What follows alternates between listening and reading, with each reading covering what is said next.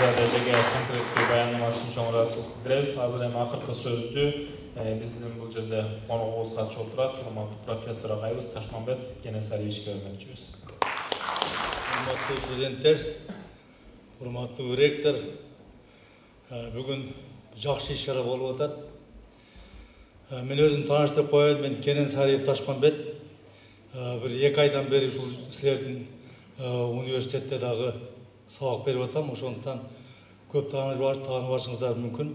Тарых илимдеринин докторумун, профессор, Кыргыз Республикасынын билим берүүсүнө эмгек сиңирген кызматкер. Анан мен ушу 19 кылым боюнча колониалдык доор, оторчул доор деген чоң тема боюнча издеп жүрөм. Андан башка да көп кызыккан темалар бар. Анан мына бул 16 жылдык көтөрүш боюнча дагы биз көп иштер жасадык. Себеби мен азаттык кыймылдары боюнча дагы бир топ китептерим бар. Анын үстүнө мына президент указ чыккандан кийин мен ушул мына бул жердеги агайларыңар кетип калдыбы, Токторбек агайыңар, Кыяз Сатарович, мен болуп биз жанагы өкмөттүн 16 жылдык көтөрүлүш боюнча 100 жылдык өткөрүү мааракесинин жумушчу тобунун мүчөлөрүбүз. Биз көп иш-чараларды аткарып келатабыз. Мына бүгүн дагы жакшы иш-чара болуп атат. Мына алдыбызда ушул көтөрүлүш жөнүндө бир топ маанилүү тақырыптар окулду, баяндамалар. Кинодо көрсөтүлдү, көп нерселер айтылды. Мен ошолордун арасынан айрым бир айтылбаган жерге гана көңүл бурсам деп ойлоймун. Ошону угуп койсоңуздар. Биринчи, мына биз байкап атабыз, Үркүнгө 100 жыл деп аталат. Журналисттердин көптөгөн сайттарында, интернетте, китептерде да Үркүн деп атайт. Эмне үчүн муну биз улуу көтөрүш дебейбиз?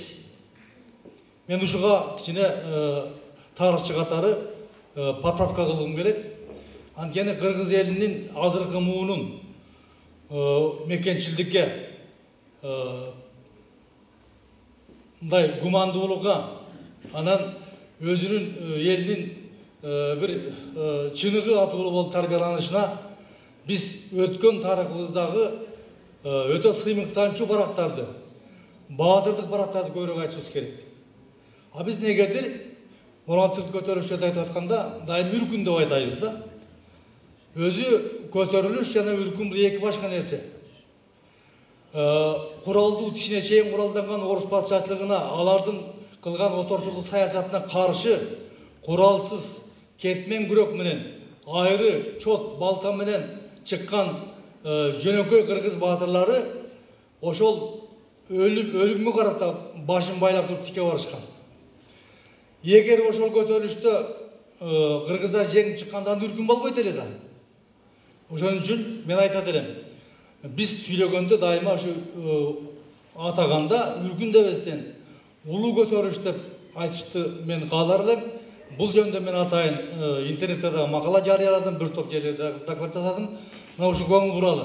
Себеби биздин жаштарды тарбиялашта биздин сыймыктанчу барактарды биринчи айтышыбыз керек. А Үркүн ал экинчи кайгылуу жагы. А баатырдык жагы бул окуянын, бул көтөрүлүш.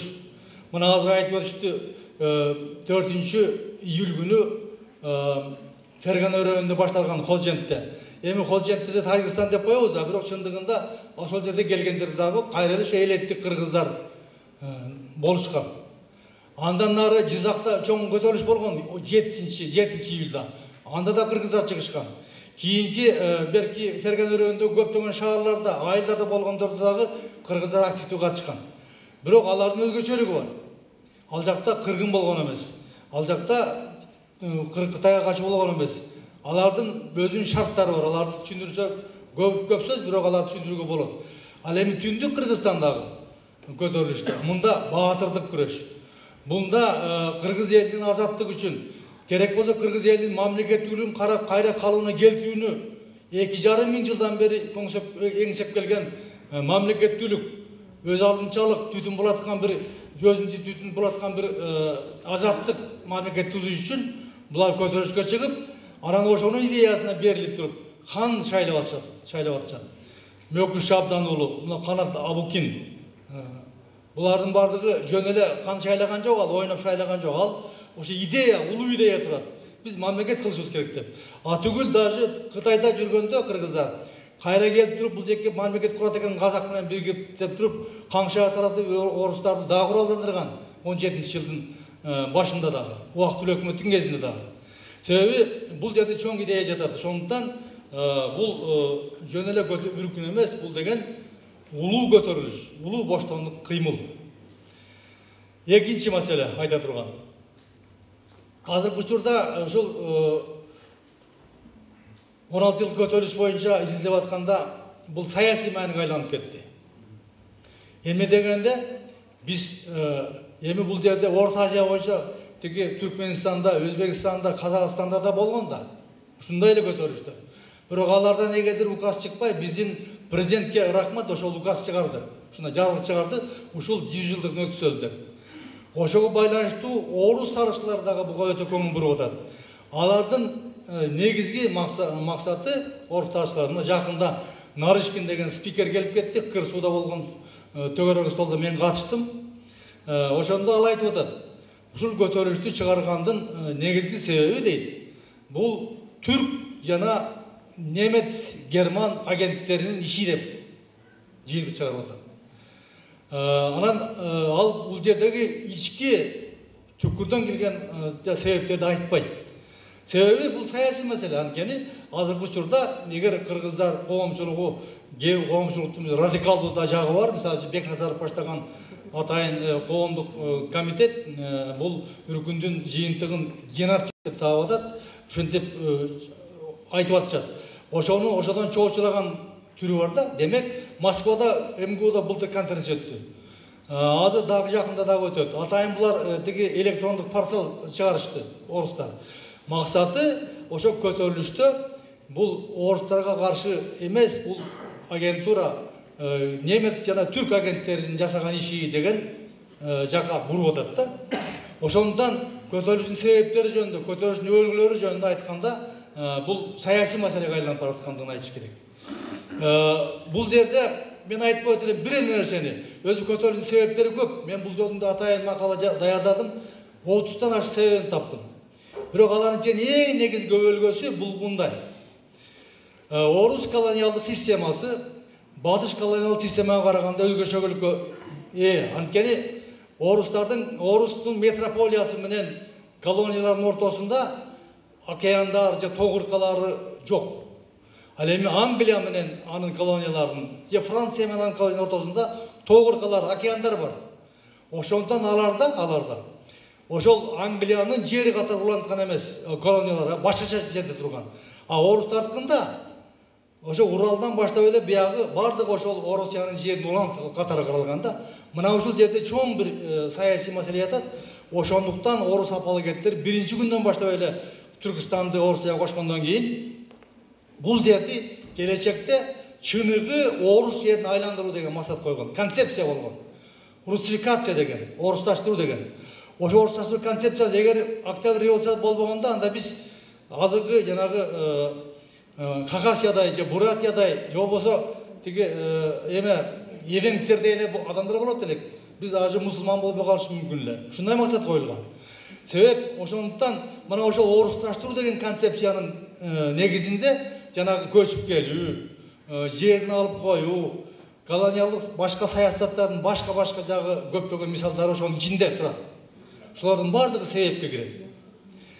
Анан ошондуктан бул жерде себептердин эң негизгиси экономикалык, социалдык, саясий, анан тышкы фактор бул жерде жок кесе. Мен ошол атайын ушул документтер карап отуруп, мына кыяс айтып кетти, жана мен Санкт-Петербургда бир ай иштеп келдим, ушул материалдарды карап, Керенский докладын оригиналдарын таптык, мына азыр жакында Кыргызстанга алып келдик аларды. Эми ошондо мен карап отуруп, мындай бир эмеге туш келдим. Эч жерде материалдарда факты көрсөткөн бир эме жок да. Мисалы үчүн Герман же Түрк агентурасы ушул Жетису областында жүрүшүп алып туруп, анан кийин кыргыздарды уюштурган деген факты жок экен. Түгүл тиги Түркистан генерал губернаторлугунун охранный отделение деп коет, жашырын. ошолордун жашыруун берген рапортуна мынтип жазып жүрөт. Бир гана дейт, Игнатьева деген аял болуптур. Ал Игнатьева деген аял теге кыргыздар менен кошо түрк өлкөндө качып барыптыр Кытайга. Анан неме туткунга түшүп. Анан ошол жакка барганда бир якобы бир жерден бир түрк генералынын формасын кийген өзүн түрк деп атаган бир адамды көрүптүр, военный, мындай согушчунун аскер адамды. Анан кийин Бердикова деген да бир гимназист кыз болуптур. Ал бир газетага интервью бериптир. Мен ошо кыргыздардын арасынан түрктөрдү көргөмүн деп. А бирок кийин Бердикованы 16-жылы күзүндө атайын жанагы прокуратура сурайт да, чынында көрдүң беле деп сураганда ал айтат кайра тескерисинче. Жок, андай мен көргөн эмесмин дейт.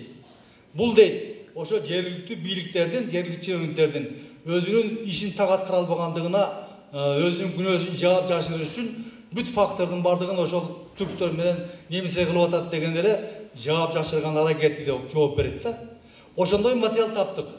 Демек, бул жерде эч кандай азыркы айтып аткан жанагы турецкий агентура, немецкий агентура деген бул жок нерсе. Бул себептер боюнча. Эми дагы бир орчундуу маселе чыгып атат азыр.